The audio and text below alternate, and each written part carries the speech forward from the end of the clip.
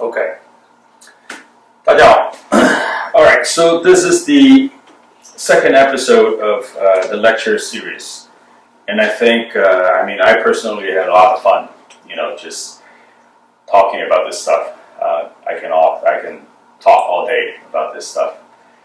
And it's well received. I think I got some really positive feedback, and thank you guys for that.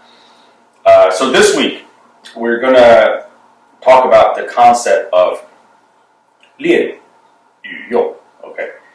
练与用 in translation, it means training versus application. Right? So a lot of times you would hear people say, oh, just do as you practice. Right? Just use it as you practice. From time to time, there are cases like that in Chinese martial art, but I would say Chinese martial art is very unique in that aspect. It has, no matter what style of practice, there are always all these very abstract and hard to understand training method, drills, or forms that doesn't really direct translate to application, right? So that's why a lot of times you'll be like hearing people say, how do you use this move? How do you use that move? And then there are all kinds of different interpretations to it. So it's a very interesting concept. But I wouldn't say it's unique though. More and more you're seeing modern sports science starting to adopt this type of concept, right? So if you really think about it, it's not ridiculous. You see people doing a lot of isometric training from modern, sports purpose. You see professional athletes doing, all these balance ball. They're not on the court, they're not on the field, actually doing their sports, but they're training with these, balance ball. They're trying to stay balanced to train to engage their core, using spandex sort of the resistance to maintain balance or maintain a certain structure. These are not much different from so-called these traditional martial arts sort of a training method. So oftentimes when you're training, there's a different purpose to it. And not necessarily it's completely different from application, but what you gain from the training, that's when you can apply it. Okay, so really no need to make a big deal out of it. A lot of people make a big deal out of it. There's really no big deal, right? So if you really open your mind and look into sports science, you see more and more boxing, tennis, swimmers, baseball players. A lot of these sports are you seeing these athletes are doing all these weird training method off court. So, for example, in our lineage, BajiShu, okay, so 马步冲水, right? Everybody knows 马步冲水. We do a lot of it in my classes. So 马步冲水 is a 马步 squat and with a BajiShu posture. But you don't really use it like that. You will never hit anyone doing a 马步冲水 when you're sparring or fighting with somebody or actually using it. But why do we do that drill? It has so much stuff to offer from the transition, from the leg strength development to the 十字劲, the cross strength development, to the sinking strength development. So if you break it down, drills like that really trains 练功, okay, and then we 练劲, okay, and then we 练意. What that means is we train the 功, okay, 功力, which means the sort of the fluidity, the power, integration, the integrated power, and then you can train 劲, okay. 劲 does not, 100% translate to power, right? So 劲 is strength, some sort of strength and energy, and then you train your mind to it. So when you're used to, through repetition, you practice 马步冲水 so many times, thousands and thousands of times. You develop so-called the 十字劲, the 沉醉劲, the leg strength, the transition. So you get more fluid in terms of whenever you start using anything, even if you're not in the 马步 squatting position or posture, you will still naturally exert that sort of all those three powers. um, when you're actually using it. So that's why when we train, we use the most optimal structure to really train those things that we wanted. When you use it, it will come naturally. You don't have to squat into mabu. You can stay in the high mabu just from a push, a resistance, a block, a strike, a regular strike. All those natural, seemingly just a normal movement will naturally exert these stuff that you gain from these training methods. And another obvious example would be stomping, right? BajiShu, we stomp. Okay, we stomp a lot. Do we use stomps in applications? No, we don't. From time to time, you see people when they some old master they use the stomp to step onto the opponent's foot. Yes, that's an application, but that's not the main goal of stomping. Stomping is that through transition, you ground yourself instantly during the transition, because when you're during the transition, that's when you're the most vulnerable. So in BajiShu, for example, we stomp in the middle. So when you are taking 2 steps forward, that middle step, that's a stomp. But when you're used to the stomping after thousands of repetitions, that middle step no longer requires stomps. You just take a step and your body alignment, everything will be perfectly aligned to the ground. That's why when my students are training stomping, I told them, you must, this is really important for you guys too, anyone who wants to do stomps, make sure your head is pointed up. You're not stomping with your head down, or your entire spine, your knee, your calf, everything is straight aligned. So when your body stomps down, you're fully grounded and you're not hurting any joints unnecessary, giving your joints unnecessary pressure. So stomping is an instant grounding, right? So ultimately, when you're using it, a simple step, a switching step, we call it 提笼换步, right? So 提笼换步 is the holding the lantern switching step. If you watch my other videos, I had explanation of that. But that's what stomping training is for, but not necessarily in using. So the concept of training and using are different, 2 separate things. But what you're gaining from it, you can use it freely. Once you have that power, once you have that flow, you can use it however you like, right? So another example would be 横打, right? Like BajiShu 横打. 横打 is a same side, but do you really have to use it on the same side? No, you don't have to. You can do 跑步拳. You can do the opposite side 横打. Once you develop that 横劲, the horizontal strength, you can use it however you want. But the key is you need to develop that strength through proper structure and training. And oftentimes, the most optimal way of training is through these awkward postures and drills.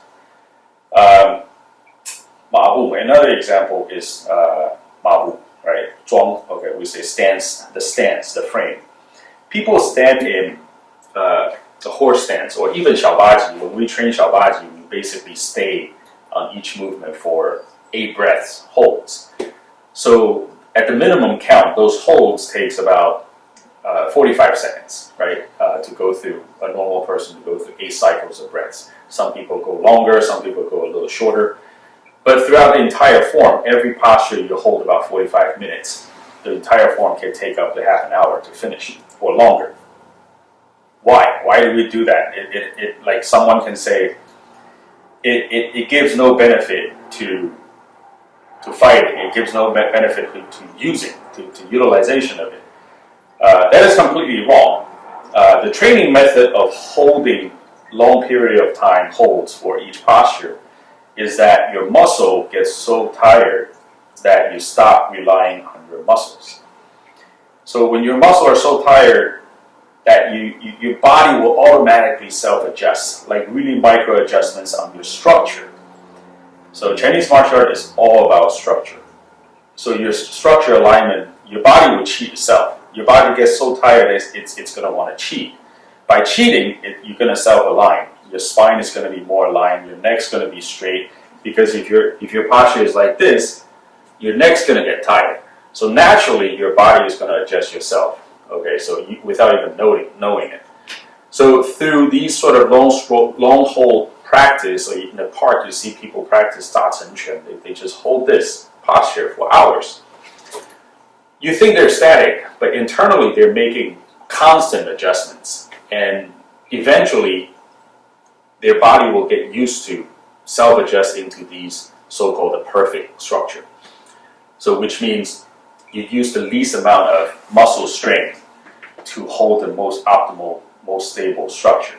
So that is an example of holding a long stance or 站桩 purpose, so that one can automatically, and that is kind of amazing if you really think about it. Your body knows it because of physics, because of gravity. It will self-adjust itself if you give it a chance, if you relax enough, and you keep on telling, relax, relax, relax. Your body will not self-adjust if you're not relaxed enough. But you can force yourself to relax when your body is completely exhausted. Okay, you have no choice but to relax, and then your body will self-adjust itself. So that is quite amazing about some of these ancient or the knowledge from passing down from our ancestors.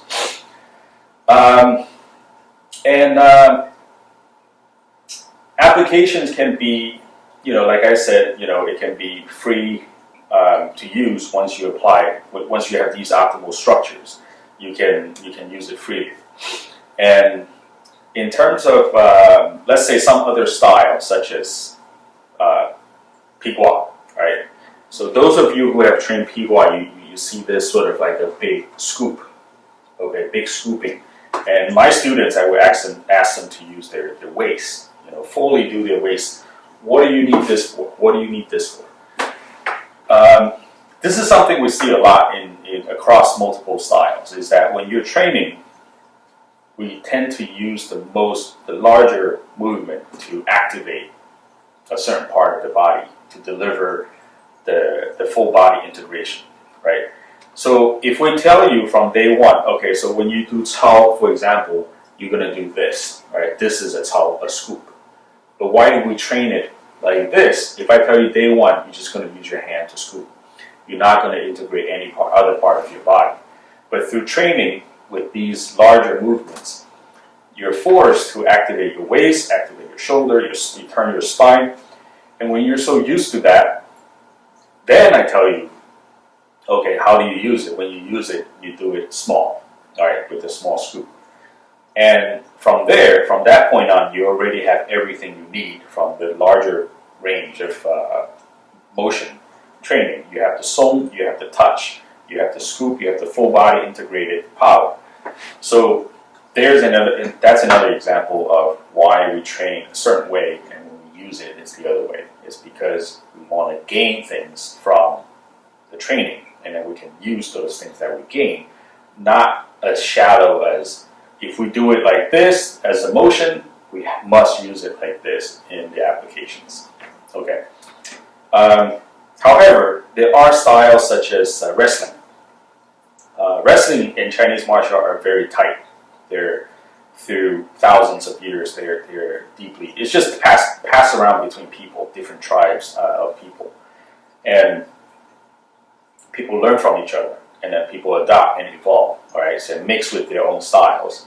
So when it comes to wrestling, wrestling is a bit different from what I talk about, the jin, the touch, or the contact.